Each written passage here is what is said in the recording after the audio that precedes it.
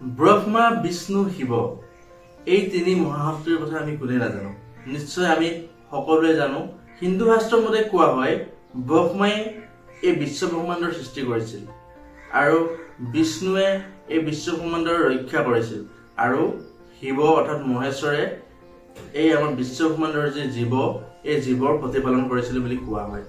আমি জানো এই তিনি মহাশক্তিৰ ঐশ্বৰিক যি শক্তিৰ বিষয়ে। ব্ৰহ্মা, বিষ্ণু, মহেশ্বৰ এই তিনি মহাশক্তিৰ ভিতৰত বিষ্ণু আৰু মহেশ্বৰক সমগ্ৰ পৃথিৱীবাসীয়ে পূজা কৰে বা তেখেতলোকৰ মঠ মন্দিৰ দেখা পোৱা যায়। কিন্তু ব্ৰহ্মা যি বিশ্ব ব্ৰহ্মাণ্ডৰ যাক আমি স্ৰষ্টা বুলি কওঁ, এই ব্ৰহ্মাক কিয় পূজা কৰা নহয় বা ব্ৰহ্মাৰ কিয় মন্দিৰ দেখিবলৈ পোৱা নাযায়, সেই বিষয়ে মই আজিৰ এই ভিডিঅ'টোত আলোচনা কৰিম বা আপোনালোকক মই বিতংভাৱে ক'বলৈ চেষ্টা কৰিম। আশা কৰোঁ আপোনালোকে ভিডিঅ'টো চাই ভাল পাব আৰু ভিডিঅ'টো শেষলৈ চাই যাব।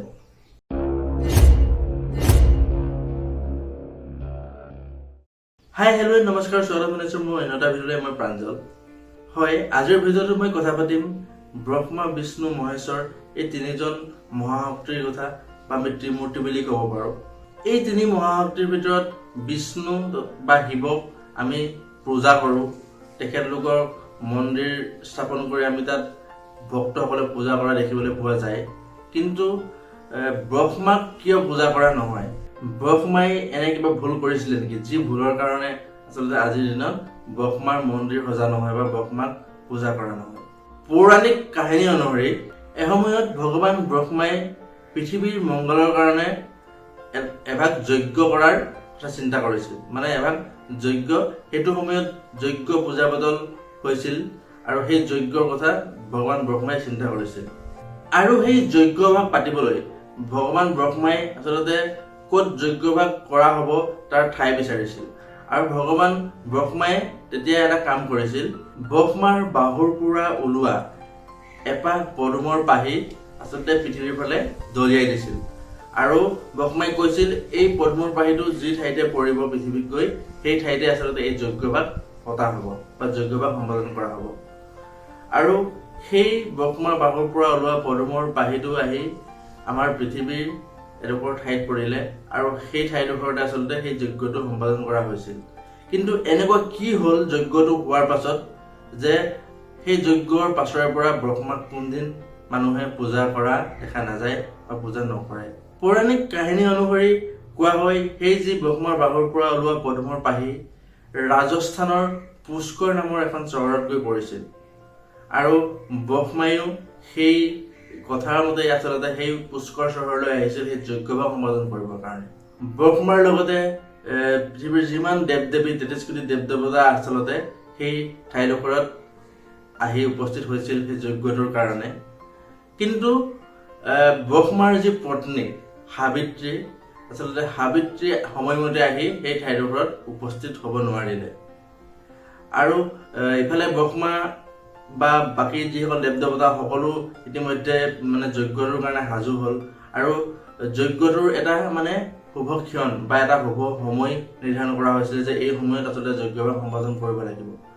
আৰু সাবিত্ৰী আচলতে সময়মতে আহি নাপালেহি আৰু ব্ৰহ্মাই বাট চালে অৱশেষত দেখিলে যে এই যি শুভ সময়, এই শুভ সময়কণ পাৰ হওঁ অৱস্থা।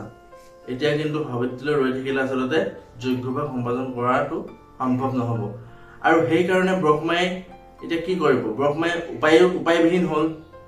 আচলতে পত্নী সাবিত্ৰীৰ অবিহনে আচলতে বা এগৰাকী পত্নীৰ অবিহনে এই যজ্ঞভাগ সম্পাদন কৰাটো সম্ভৱো নাছিল। তো তেতিয়া ব্ৰহ্মাই এটা সিদ্ধান্ত ল'লে। তেতিয়া উপায়ন্ত হৈ ব্ৰহ্মাই নন্দিনী গৰুৰ মুখৰ পৰা গায়ত্ৰী প্ৰকাশ কৰি আচলতে তেওঁৰ লগত বিয়া কৰাই এই যজ্ঞভাগ সম্পাদন কৰে আৰু যজ্ঞভাগ সম্পাদন হ'ল। আৰু যি পৃথিৱীবাসীৰ মংগলৰ কাৰণে বা পৃথিৱীৰ মংগলৰ কাৰণে এই যজ্ঞভাগ সম্পাদন কৰিছিল, সেই কাৰ্য সম্পূৰ্ণ হ'ল। তাৰ খন্তেক সময়ৰ পিছতে আচলতে সেই যজ্ঞ হোৱা ঠাইখিনিত ব্ৰহ্মাৰ যি পত্নী সাবিত্ৰী আহি উপস্থিত হৈছিল। সাবিত্ৰীয়ে যেতিয়া সেই যজ্ঞভাগত বহি থকা ঠাইডোখৰত আচলতে ব্ৰহ্মাৰ সৈতে এগৰাকী মহিলাক প্ৰত্যক্ষ কৰে বা দেখা পায়, তেতিয়া আচলতে খঙতে সেই সাবিত্ৰীয়ে ব্ৰহ্মাক এটা অভিশাপ দি গৈছিল। সেই অভিশাপটো আছিল কি, যে তেওঁ সাবিত্ৰীয়ে অভিশাপ দিছিল যে আজিৰ পৰা পৃথিৱীবাসীয়ে কোনদিন আপোনাক কেতিয়াও পূজা নকৰে বা আপোনাৰ মন্দিৰ নিৰ্মাণ নকৰে, আৰু যিয়ে ব্ৰহ্মাৰ পূজা কৰিব বা ব্ৰহ্মাৰ মন্দিৰ সাজি তেওঁ পূজা কৰিব কোনোদিন উন্নতি কৰিব নোৱাৰিব, তেওঁ আচলতে ধ্বংস হ'ব, আৰু এনেকৈ এটা অভিশাপ প্ৰদান কৰিছিল। আৰু সেই তেতিয়াৰে পৰা আচলতে এই যি পৃথিৱীৰ সৃষ্টিকৰ্তা বুলি যাক আমি কওঁ ভগৱান ব্ৰহ্মাক আচলতে পৃথিৱীবাসীয়ে পূজা নকৰে বা ব্ৰহ্মাৰ মন্দিৰ নিৰ্মাণ কৰা নহয়। কিন্তু যেতিয়া মানে সাবিত্ৰীৰ খংটো অলপ মাৰ গ'ল, সাবিত্ৰীৰ যেতিয়া অকণ খংটো মাৰ যোৱাৰ পিছত বাকী যিসকল দেৱ দেৱতা আছিলে, দেৱ দেৱতাই সাবিত্ৰীক মা সাবিত্ৰীক ৰিকুৱেষ্ট কৰিলে বা তেওঁক অনুৰোধ জনালে যে এই অভিশাপ আপুনি ঘূৰাই লওক বা উঠাই লওক।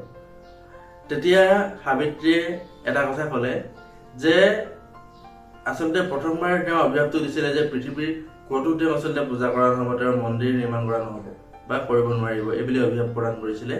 তাৰপিছতে মাতৃ সাবিত্ৰীয়ে এটা কথা ক'লে যে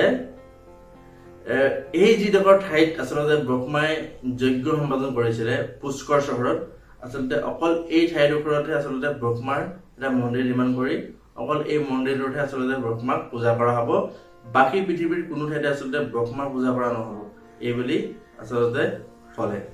আৰু সেই তেতিয়াৰ পৰাই সেই ৰাজস্থানৰ পুষ্কৰ নামৰ সেই চহৰখনতে আচলতে এই ব্ৰহ্মাক পূজা কৰা হয়, বাকী পৃথিৱীৰ কোনো ঠাইতে এই ব্ৰহ্মাক পূজা কৰা নহয়।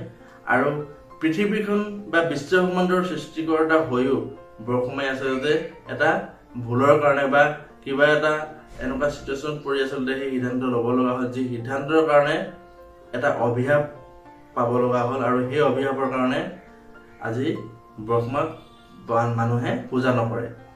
অথচ আমি যদিও এই যি ত্ৰিমূৰ্তি বা এই মহাশক্তিৰ বিষয়ে যেতিয়া আমি কথা পাতোঁ, সদায় ব্ৰহ্মা বিষ্ণু শিৱ আমি এনেদৰে কওঁ, বা ব্ৰহ্মা বিষ্ণু মহেশ্বৰ, আমি ব্ৰহ্মাৰ নামটো আমি পোনতেই লওঁ, কিয়নো ব্ৰহ্মাক এই বিশ্বব্ৰহ্মাণ্ডৰ সৃষ্টিকৰ্তা বুলি কোৱা হয়। এইটো আছিল এটা সৰু কাহিনী যে ব্ৰহ্মাক কিয় আচলতে পূজা কৰা নহয়, আৰু এই হিন্দু শাস্ত্ৰৰ আধাৰত মই এই কথাখিনি আপোনালোকক ক'বলৈ চেষ্টা কৰিছোঁ। যদি ক'ৰবাত কিবা ভুল হৈছে আপোনালোকে শুধৰাই দিব। আৰু আজিলৈ ভিডিঅ'টো ইমানে আছিল। ধন্যবাদ, বাই বাই।